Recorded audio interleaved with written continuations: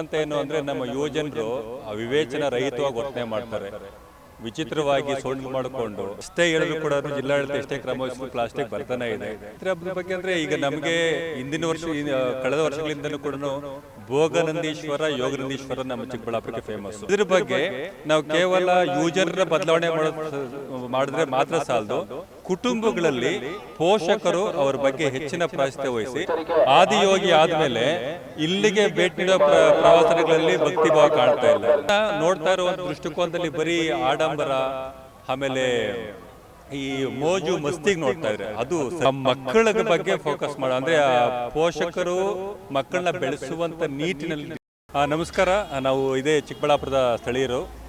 ಈಗ ನಂದಿ ಬೆಟ್ಟ ಹತ್ತಿ ಈಗ ಜಾತ್ರೆ ನೋಡ್ಲಿಕ್ಕೆ ಬಂದಿದ್ವಿ. ತುಂಬ ಅದ್ಧೂರವಾಗಿ ನಡೀತಾ ಇದೆ, ಉತ್ತಮವಾಗಿರುವಂಥ ಸೊನ್ನೆ ಸಿಗ್ತಾ ಇದೆ ಜನರಿಂದ. ಸ್ಪೆಷಾಲಿಟಿ ಅಂತ ಏನು ಅನಿಸ್ತಾ ಇಲ್ಲ ಬಹುಶಃ. ಯೂಶಲ್ ಆಗಿ ಎಲ್ಲ ಕಡೆಯಿಂದಲೂ ಬರ್ತಾ ಇದ್ದಾರೆ, ತಮಿಳುನಾಡು, ಆಂಧ್ರ ಪ್ರದೇಶ್, ಕರ್ನಾಟಕ, ಬೇರೆ ಬೇರೆ ಕಡೆಯಿಂದಲೂ ಜನ ಬರ್ತಾ ಇದ್ದಾರೆ. ಬಟ್ ಈ ಹಿಂದಿನ ವರ್ಷ ಹೋಲಿಸ್ಕೊಂಡ್ರೆ ಪ್ರಾಯಶಃ ಈ ವರ್ಷ ತುಂಬ ಹೆಚ್ಚಿನ ಜನ ಬಂದಿದ್ದಾರೆ. ಬೆಟ್ಟ ಹತ್ತೋದ್ರ ಸಂಖ್ಯೆನೂ ಜಾಸ್ತಿ ಆಗಿದೆ. ಈಗಾಗಲೇ ನಾವು ಬೆಟ್ಟ ಹತ್ಕೊಂಡು ಬಂದಿರೋದ್ರಿಂದ ತುಂಬ ಜನ ಬೆಟ್ಟಕ್ಕೆ ಹತ್ತುವಂಥವ್ರು ಹೋಗ್ತಾ ಇದ್ದಾರೆ, ಬರ್ತಾ ಇದ್ದಾರೆ. ಅಚ್ಚುಕಟ್ಟಾಗಿದೆ. ಇನ್ನು ವರ್ಷ ಬೆಟ್ಟ ಹತ್ತಬೇಕಾದ್ರೆ ದಾರಿಗಳಲ್ಲೆಲ್ಲೂ ಕೂಡ ಲೈಟ್ಗಳಿರಲಿಲ್ಲ. ಈ ವರ್ಷ ಅಟ್ಲೀಸ್ಟ್ ಒಂದು 6 ಕಡೆ ಆದರೂ ಲೈಟ್ ಹಾಕಿದ್ದಾರೆ. ಅದು ಉತ್ತಮವಾಗಿ ಗೊತ್ತಾಗ್ತಾ ಇರೋವಂಥದ್ದು. ಇವತ್ತು ಖಂಡಿತ ಎಲ್ಲೂ ಕಾಣಿಸಿಲ್ಲ, ಇನ್ನು ವರ್ಷನೂ ಕಾಣಿಸಿಲ್ಲ. ಇವತ್ತು ಕೂಡ ಇಡೀ ಬೆಟ್ಟನೆಲ್ಲ ಓಡಾಡ್ಕೊಂಡ್ಬಂದ್ವಿ. ತುಂಬ ಅಚ್ಚುಕಟ್ಟಾಗಿ ನಿರ್ವಹಿಸ್ತಾ ಇದ್ದಾರೆ. ಬಹುಶಃ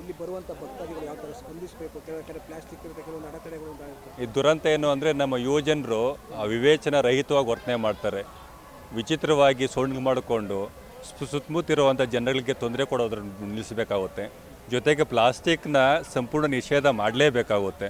ಎಷ್ಟೇ ಹೇಳಿದ್ರು ಕೂಡ ಜಿಲ್ಲಾಡಳಿತ ಎಷ್ಟೇ ಕ್ರಮ ವಹಿಸಿದ್ರು ಪ್ಲಾಸ್ಟಿಕ್ ಬರ್ತಾನೆ ಇದೆ.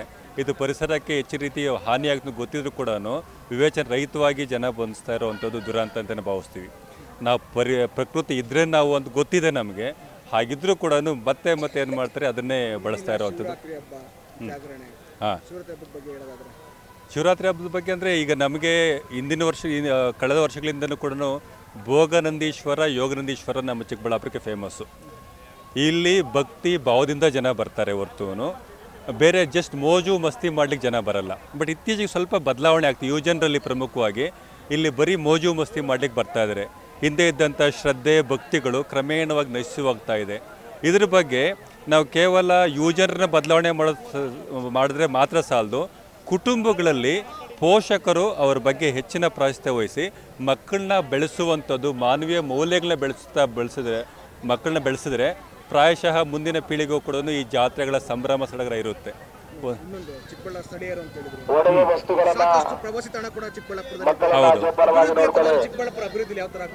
ಸರ್, ಇಲ್ಲಿ ಈಗ ಏನಾಗ್ತಾ ಇದೆ ಅಂದ್ರೆ ಈ ನಮ್ಮ ಆದಿಯೋಗಿ ಆದ್ಮೇಲೆ ಇಲ್ಲಿಗೆ ಭೇಟಿ ನೀಡುವ ಪ್ರವಾಸಗಳಲ್ಲಿ ಭಕ್ತಿ ಭಾವ ಕಾಣ್ತಾ ಇಲ್ಲ. ಬರೀ ಏನಕ್ಕೆ ಲೈಟ್ಗಳು ನೋಡ್ತಾರೆ ಅನ್ನೋ ಕಾರಣಕ್ಕಾಗಿನೇ ಅದೊಂದು ಆಡಂಬರದಿಂದ ಹೋಗ್ತಾ ಇದೆ ಹೊರತು ನಿಜವಾದ ಭಕ್ತಿ ಭಾವನೆಗಳಿರುವಂಥದ್ದು ನಮ್ಮ ಭೋಗನಂದೀಶ್ವರ ಯೋಗನಂದೀಶ್ವರ. ಚಿಕ್ಕಬಳ್ಳಾಪುರಕ್ಕೆ ಬೇಕಾಗಿರೋದು ಬರೀ ಭೋಗ ಮತ್ತು ಯೋಗನಂದೀಶ್ವರ, ನಮಗೆ ಬೇರೆ ಬೇಕಾಗಿಲ್ಲ. ಆದರೆ ಏನಾಗ್ತಾ ಇದೆ ಅಂದರೆ ಜನ ನೋಡ್ತಾ ಇರುವಂಥ ದೃಷ್ಟಿಕೋನದಲ್ಲಿ ಬರೀ ಆಡಂಬರ ಆಮೇಲೆ ಈ ಮೋಜು ಮಸ್ತಿಗೆ ನೋಡ್ತಾ ಇದ್ರೆ ಅದು ಸಲಿಸಲ್ಲ ಸರ್. ನಮಗೆ ಅದು ಯುವಕರಿಗಿಂತ ಮುಖ್ಯವಾಗಿ ಆ ಮಕ್ಕಳ ಬಗ್ಗೆ ಫೋಕಸ್ ಮಾಡೋ ಅಂದರೆ ಆ ಪೋಷಕರು ಮಕ್ಕಳನ್ನ ಬೆಳೆಸುವಂಥ ನಿಟ್ಟಿನಲ್ಲಿ ಡಿಪೆಂಡ್ ಆಗಿರುವಂಥದ್ದು. Thank you sir. ಹೇಳಿ. ಹೆಚ್ಚಿನ ವಿಡಿಯೋಗಳಿಗೆ ಪ್ರತಿಧ್ವನಿ ಯೂಟ್ಯೂಬ್ ಚಾನೆಲ್ ಸಬ್ಸ್ಕ್ರೈಬ್ ಮಾಡಿ, ಬೆಲ್ ಐಕಾನ್ ಕ್ಲಿಕ್ ಮಾಡಿ.